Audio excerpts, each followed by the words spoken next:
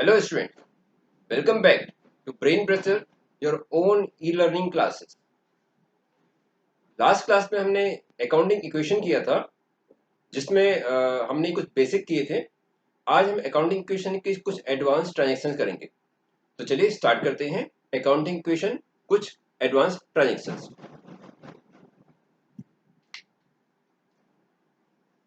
जैसे मैंने आपको लास्ट क्लास में बताया था कि अकाउंटिंग इक्वेशन बनाने के लिए हमें इसमें इक्वेशन करनी पड़ती है assets equal to capital plus liabilities. यहाँ पर मैंने ट्रांजैक्शंस, इधर हमारे पास आएंगे एसेट्स, ये कैपिटल, और इधर लायबिलिटीज.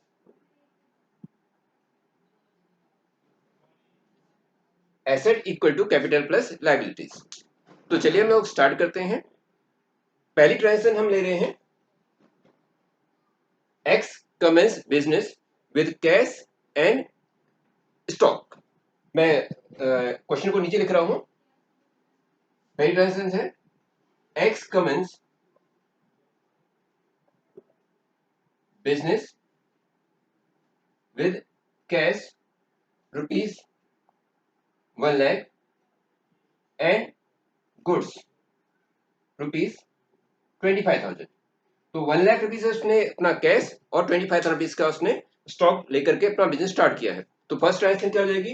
फर्स्ट ट्रांजेक्शन में हमारे पास है कैश प्लस स्टॉक. तो एक्स कमेंस बिजनेस में रुपीज 1 लाख, तो कैश में 1 lakh rupees, stock 25,000, total capital 1,25,000 और लायबिलिटी से भी 0 है. नेक्स्ट है डिपॉजिट रुपीज 50,000 इनटू बैंक. ही डिपॉजिट रुपीज 25,000 इनटू बैंक. तो जब बैंक में डिपॉजिट किया है तो हमारा कैश कम हो जाएगा और बैंक में अमाउंट इंक्रीज जाएगा. बैंक एसेट्स होता है तो नेक्स्ट एक हमारे पास बैंक में ट्रांजेक्शन इंक्रीज हो जाएगी. तो नेक्स्ट ट्रांजेक्शन है 25,000 50,000 में डिपॉजिट किया है तो बैंक में 50,000 प्लस और कैश में 50,000 rupees minus. Minus 50,000, stock remain unchanged और बैंक में आपका 50,000 रुपीज प्लस हो गया. बिकॉज जितना एसेट इंक्रीज हुआ है वही एसेट डिक्रीज हुआ है तो अल्टीमेटली कैपिटल पर कोई इफेक्ट नहीं पड़ेगा और लायबिलिटीज पर कोई इफेक्ट नहीं पड़ेगा. इस ट्रांजेक्शन को क्लोज कर लेंगे और हमारे पास न्यू इक्वेशन जो आएगी, now cash is 50,000 rupees, stock 25,000, bank 50,000 rupees and capital remain 1,25,000 and liabilities 0. Next transaction, purchase furniture rupees 15,000 and paid by check. ये न्यू इक्वेशन थी. नाउ थर्ड है purchase furniture rupees 15,000 and paid by cheque. तो अभी हमारे पास एक addition हुआ furniture का. Furniture भी एसेट्स होती है, फर्नीचर फिक्स एसेट्स होती है. तो अगेन कैश में कोई चेंज नहीं है, स्टॉक में अनचेंज, बैंक से 15,000 रुपीज माइनस हो गए, माइनस 15,000 रुपीज, और फर्नीचर में 15,000 रुपीज प्लस हो गए. This is again no change in capital and liabilities. तो इससे हम करेंगे close new equation. New equation हमारे पास आ गया cash 50,000 rupees, stock 25,000, bank 35,000 and furniture 15,000 rupees. Again capital 125 and liabilities remain same. Fourth, received commission rupees 10,000 in advance. Advance में हमने कमीशन रिसीव किया है 10,000 रुपीज का. जो भी एडवांस हम रिसीव करते हैं वो हमारे लिए लायबिलिटीज होती है एज पर द अकाउंटिंग के एक्रूअल बेसिस पर. तो एक्रूअल बेसिस में हमने जो एडवांस रिसीव किया है उसको हम लायबिलिटीज में ऐड कर लेंगे. बिकॉज कैश भी अमाउंट रिसीव हुआ है तो कैश में 10,000 रुपीज प्लस हो गया. No change in the stock, bank, furniture, capital में कोई चेंज नहीं, बट हमारी लायबिलिटीज इंक्रीज हो गई है 10,000 रुपीज से, क्योंकि हमने एडवांस रिसीव किया है, जो अमाउंट अभी ड्यू नहीं था वो हमने रिसीव किया है। तो अगेन इसको क्लोज करेंगे। नाउ न्यू इक्वेशन हमारे पास आएगी, बैंक में कैश में 60,000 rupees, stock 25,000, bank 35,000, furniture 15,000, 125 capital and 10,000 की your liabilities. Next transaction fifth entry है, उसमें है paid, prepaid insurance, prepaid insurance ₹5,000 by cheque. आपने चेक से पेमेंट किया है, आपने इंश्योरेंस पेमेंट किया है, ये प्रीपेड है, यानी कि अभी वो ड्यू नहीं है, आपने उसको पहले ही पेमेंट कर दिया, तो एंट्री हो जाएगी हमारे पास, you had paid the insurance premium which is advance. तो नेक्स्ट एंट्री, फिफ्थ एंट्री है अमाउंट पेड बाय चेक, तो बैंक से पैसे माइनस हुए 5,000,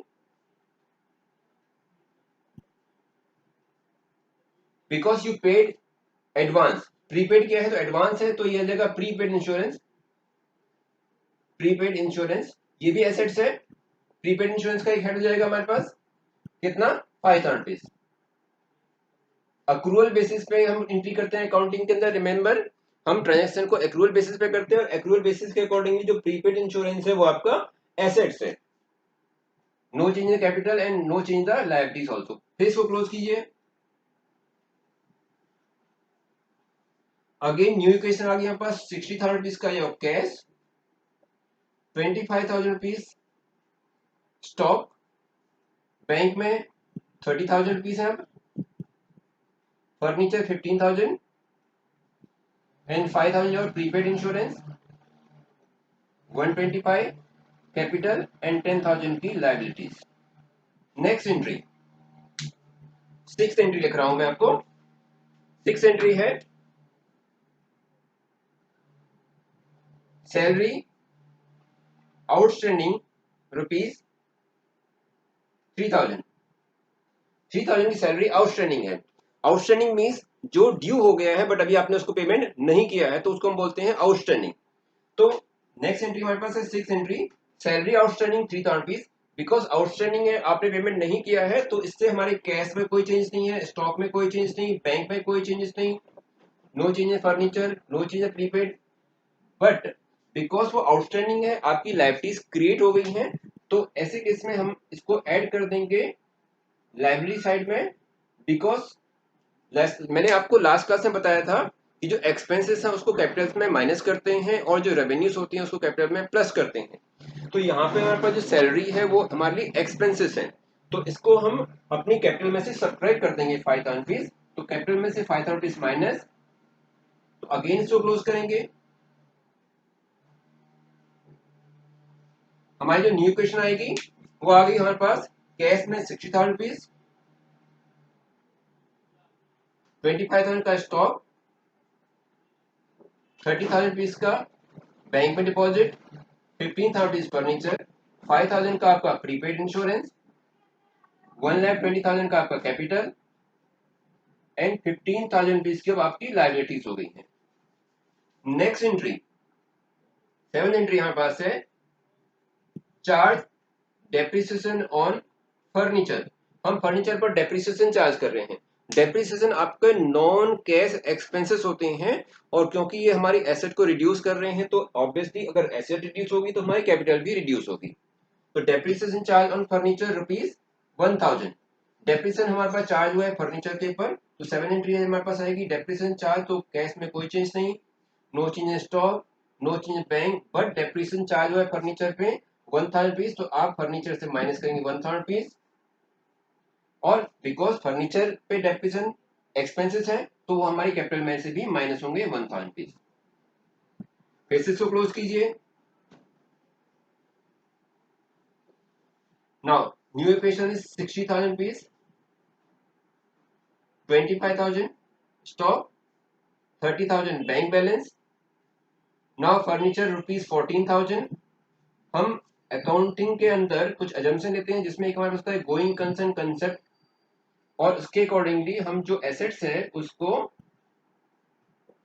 एवरी ईयर डेप्रिसिएशन में चार्ज करते हैं, जिससे कि हमारी accounting true and fair view represent करें। तो अब हमारे पास ये न्यू इक्वेशन है। एक लास्ट एंट्री और चार्ज कर रहा हूं मैं, उसमें हमारे पास नेक्स्ट एंट्री हमारे पास है withdraw goods ₹500 for personal use.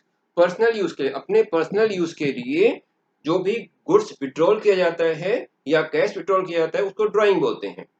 Owner अपने पर्सनल यूज के लिए जो भी चीज विड्रॉ करेगा वो ड्राइंग है, और ड्राइंग को हम कैपिटल में से माइनस करते हैं क्योंकि ये हमारी कैपिटल को रिड्यूस करता है। तो नेक्स्ट एंट्री है goods ₹500 use for personal. Next entry 8, because goods withdraw किया है पर्सनल यूज के लिए तो स्टॉक में से माइनस करेंगे 500। No change in the cash bank etcetera, because withdraw किया है पर्सनल यूज के लिए तो ड्राइंग है, ड्राइंग में से माइनस करेंगे यानी कैपिटल में से माइनस करेंगे 500। तो अब हमारी जो फाइनल इक्वेशन आती है इनके बाद वो इस तरह से आएगी। हमारी जो फाइनल इक्वेशन है वो कैश में अब हमारे पास ₹60,000 है। Now 24,500 is your stock, 30,000 bank balance, 14,000 का आपका फर्नीचर है, फर्नीचर फिक्स एसेट्स है, फिक्स एसेट को ऑलवेज हम बाय नेम लिखते हैं। Now your capital is 1,18,500 and your liabilities is 15,000। This is the final equation. तो अल्टीमेटली हमारा जो लायबिलिटीज है वो 118,500 का हमारा इंटरनल यानी कैपिटल लायबिलिटीज है, और 15,000 की हमारी एक्सटर्नल लायबिलिटीज है जो आउटसाइडर को पेमेंट करनी है फर्म के द्वारा। तो this is your accounting equation after the these transaction. चलिए हम लोग एक और अकाउंटिंग इक्वेशन करते हैं जिसमें हम कुछ और एंट्रीज को लेंगे।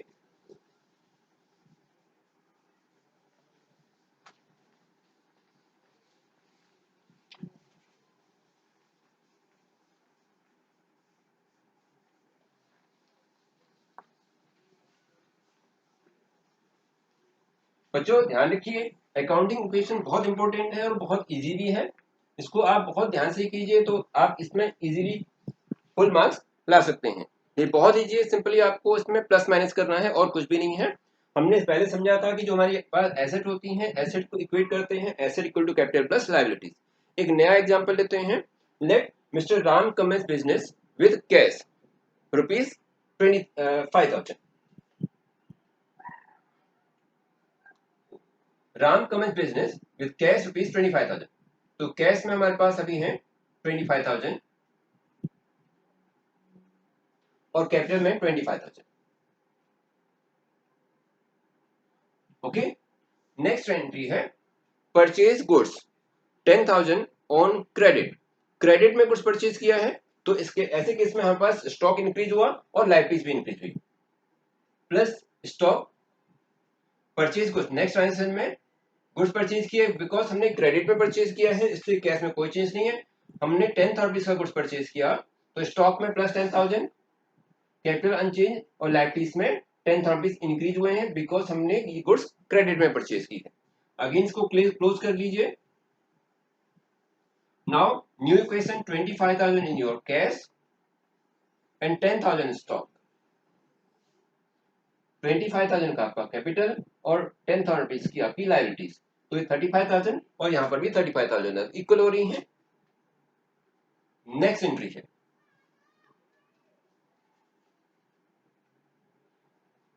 Paid rent ₹2,000 including 500 advance rent. जो रेंट पे किया है वो 2,000 पे किया है, उसमें 500 रुपीज का एडवांस रेंट है। मैं यहां लिख रहा हूं rent paid ₹2,000 include advance rent ₹500। यानी जो आपने रेंट पे किया वो 2,000 पे पेमेंट किया, उसमें 500 का जो रेंट पे किया है वो एडवांस पे कर दिया जो भी ड्यू नहीं है। तो ऐसे केस में नेक्स्ट एंट्री में आपसे आएगी पेड रेंट ₹2,000। तो टोटल जो कैश बाहर गया है आपके फर्म की पॉकेट से वो 2,000 गया है। तो 2,000 माइनस कैश में से, स्टॉक में आपका कोई चेंजेस नहीं है। अब ध्यान दीजिए, आपने जो टोटल रेंट पे किया है उसमें 5 रुपीज का एडवांस रेंट है। जो एडवांस पेमेंट करते हैं वो एसेट्स होता है, तो यहाँ पर आप एसेट में एक हेड बनाएंगे एडवांस रेंट, एडवांस रेंट, और यहाँ एडवांस रेंट में 5 रुपीज को प्लस कीजिए, प्लस माइनस है 2000 और प्लस है 500, तो इफेक्ट टोटली कितना है 1500 रुपीज। तो कैपिटल में से 1500 रुपीज माइनस हो जाएगा, 2000 माइनस नहीं होगा। ऑल्दो क्योंकि 2000 का जो रेंट है वो एक्सपेंसेस है, बट वो एक्सपेंसेस में 500 रुपीज का जो एक्सपेंस है वो भी ड्यू नहीं है, इसलिए उसको हम माइनस नहीं करेंगे कैपिटल में से। तो इसको अगेन आप क्लोज कीजिए, ये क्लोज किया हमने। 23,000 रुपीज का कैश इन हैंड है हमारे पास, 10,000 रुपीज का स्टॉक है, 500 रुपीज का हमारा प्रीपेड एडवांस रेंट है, प्रीपेड रेंट भी बोल सकते हैं आप इसको। कैपिटल हमारे पास है 23,500 और हमारा लाइबिलिटीज है 10,000 रुपीज का। Next, sold goods to Amar rupees 5,000, cost rupees 3,500। 3,500 rupees cost को 5,000 रुपीज में सेल किया है, लेकिन किसको सेल किया, अमर को। कैसे सेल किया, कैश में या बैंक में, क्वेश्चन में स्पेसिफाई नहीं है। जब भी क्वेश्चन साइलेंट होता है तो और हमें क्वेश्चन में नेम दिया है तो ये ट्रांजेक्शन अजम्पशन है कि क्रेडिट ट्रांजेक्शन है। तो हमने क्रेडिट में गुड सेल किया, जब हम क्रेडिट में गुड सेल करते हैं तो वो हमारे पास डेटर बन जाता है, तो एक एंट्री हो गया हमारे पास डेटर, डेटर असेट्स होता है। नाउ फोर्थ एंट्री होगी हमारे पास सोल्ड गुड्स 5,000, कॉस्ट 3,500। तो आपके पास भी कैश में कुछ भी नहीं आया तो कैश अनचेंज, बट आपका स्टॉक माइनस हुआ है कितना 3,500, तो माइनस करेंगे 3,500 और डेटर में प्लस करेंगे 5,000। अगेन एक्रूअल बेसिस अकाउंटिंग में हम अजम्पशन करेंगे हमें प्रॉफिट मिल गया है कितना 1,500 रुपीज का, तो add 1,500 rupees in your capital, ये हमारे पास प्रॉफिट है, टोटल करो। न्यू इक्वेशन हमारे पास आएगा 23,000 की इक्वेशन, 6,500 का आपका स्टॉक है, 500 rupees, debtor 5,000 rupees, your capital 25,000 now and 10,000 is your liabilities. ध्यान रखिए बच्चों, जो भी हम यहाँ पे जो एंट्री करते हैं अकाउंटिंग इक्वेशन की जो एंट्री होती है उसके ट्रांजेक्शन को आप यहाँ रिकॉर्ड करेंगे लेफ्ट साइड में। स्पेस कम है इसलिए मैं उसको लिख नहीं रहा, ऑल्दो आप ऐसे भी कर सकते हैं और ट्रांजेक्शन को आप यहाँ लिख भी सकते हैं। ट्रांजेक्शन में जो 1 2 3 है उसके बाद एक कॉलम बनाइए और ट्रांजेक्शन को आप यहाँ पर रिकॉर्ड कीजिए और फिर आगे इस तरह से अकाउंटिंग इक्वेशन को कीजिएगा। Next entry, goods destroy by fire rupees 1,000, goods destroyed by fire rupees 1,000। 1,000 rupees की गुड्स डिस्ट्रॉय हो गई है, डिस्ट्रॉय हो गई है मींस उसको अनश्योर्ड थी, उसका कोई इंश्योरेंस नहीं था, तो जो भी गुड्स थी वो सारी की सारी वेस्ट हो गई, डिस्ट्रॉय हो गई है। तो डिस्ट्रॉय मींस लॉसेस हो गए हमारे लिए, तो लॉसेस को हम क्या करेंगे, उसको हम अपनी कैपिटल में से सब्ट्रैक्ट करेंगे। नेक्स्ट एंट्री है goods destroy by fire, goods destroy by fire की ट्रांजेक्शन को आप यहाँ रिकॉर्ड करेंगे, taking as it is. Now cash में कोई चीज नहीं है, हमारा स्टॉक 1,000 रुपीज से रिड्यूस हो गया। सिमिलरली अगर ऐसे क्वेश्चन में आता है कि कुछ गुड्स एम्बेजलमेंट है या थेफ्ट हो गए हैं तो ये भी हमारे लिए लॉसेस होते हैं और लॉसेस को आप कैपिटल में से सब्ट्रैक्ट करेंगे। तो 1,000 रुपीज हम सब्ट्रैक्ट करेंगे अपने कैपिटल में से, और लायबिलिटीज में अगेन कोई चेंजेस नहीं है, फिर से आप क्लोज कीजिए इसको। नेक्स्ट ट्रांजेक्शन हमारे पास है 23,000 रुपीज का हमारे पास कैश है, 5,500 रुपीज का हमारा स्टॉक है, 500 रुपीज एडवांस रेंट है, 5,000 रुपीज का हमारे पास डेटर्स हैं, 24,000 and 10,000। Next entry, paid to creditors rupees 5,000 and also received discount rupees 500। अब ध्यान दीजिए यहाँ पे स्पेसिफाई क्या है, पेड क्या है 5,000 रुपीज का, इट मींस 5,000 अलग है, 500 रुपीज अलग है, टोटल 5,500 रुपीज हो गए। Paid to creditor 5,000 rupees and also receive discount rupees 500। Discount receive हुआ है तो डिस्काउंट जो रिसीव हुआ है वो हमारे लिए इनकम है, गेन है। तो नाउ हमारी पॉकेट से कितना गया, फॉर्म की पॉकेट से 5,000 रुपीज। तो नेक्स्ट एंट्री जाएगी हमारे पास माइनस 5,000 कैश में,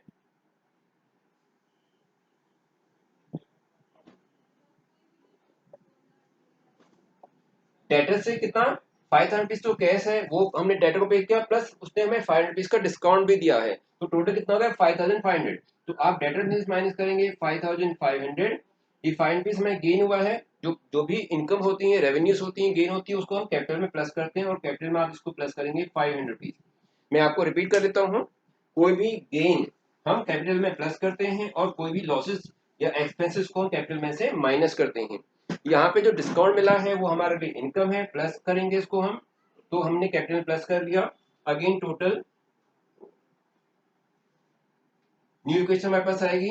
₹5000 हमने पे किया था, क्रेडिटर को सब्ट्रैक्ट किया। नाउ 18000 का कैश इन हैंड है हमारे पास, ₹5500 का हमारे पास स्टॉक, ₹500 का एडवांस रेंट, ₹5000 हमारा डेटर्स है, 24500 की हमारे पास एसेट कैपिटल है, और नाउ 4500 की हमारे पास लाइबिलिटीज है। Next entry, purchase computer ₹5000 for personal use. Personal use ₹5000 का कंप्यूटर परचेज किया है पर्सनल यूज के लिए। तो जो भी पर्सनल यूज किया जाता है उसको हम ड्राइंग की तरह ट्रीट करते हैं। कुछ भी पर्सनल यूज है वो ड्राइंग होता है, वो फर्म से इंक्लूड नहीं होता, बिकॉज अकाउंटिंग इक्वेशन के अकाउंटिंग में हमारे पास business and owners are separate entity. जो बिजनेस है ओनर से सेपरेट एंटिटी होता है, इसलिए बिजनेस की ट्रांजेक्शन को अलग रिकॉर्ड करेंगे और पर्सनल ट्रांजेक्शन को अलग रिकॉर्ड करेंगे। जो भी पर्सनल यूज है उसको हम कैपिटल में से विड्रॉ करेंगे क्योंकि वो ड्राइंग है। तो परचेज कंप्यूटर ₹5000 बेसिक परचेज किया है कंप्यूटर, लेकिन वो पर्सनल यूज के लिए किया है, इसलिए हमारे एसेट में कुछ भी नहीं आएगा, बट हमें ₹5000 हमने विड्रॉ कर दिया। तो 7 एंट्री होगी मेरे पास, कैश ₹5000 माइनस, बट ड्राइंग में से हम माइनस करेंगे ₹5000। तो हमारी जो फाइनल इक्वेशन आई बच्चों वो इससे आएंगी।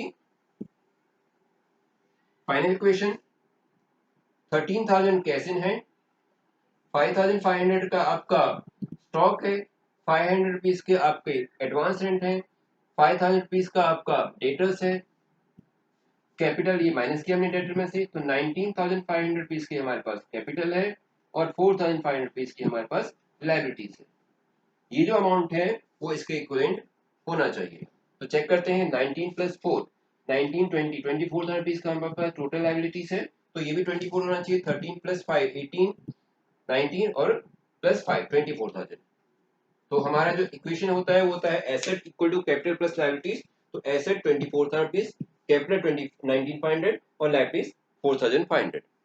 तो बच्चों नेक्स्ट क्लास में हम लोग कुछ ऐसी एंट्रीज करेंगे जिसमें मैं आपको बताऊंगा कि एक एसेट इंक्रीज होने से दूसरे एसेट पे इसका क्या इफेक्ट होता है, या एसेट लायबिलिटीज का क्या इफेक्ट होता है। तो अगर आप इस चैनल पर नए हैं तो प्लीज इसको सब्सक्राइब कीजिए, बेल आइकन को भी प्रेस कीजिए, लाइक कीजिए चैनल्स को, और आपको इस तरह के नए नए वीडियोस मिलते रहेंगे। Thank you for watching, please subscribe this channel.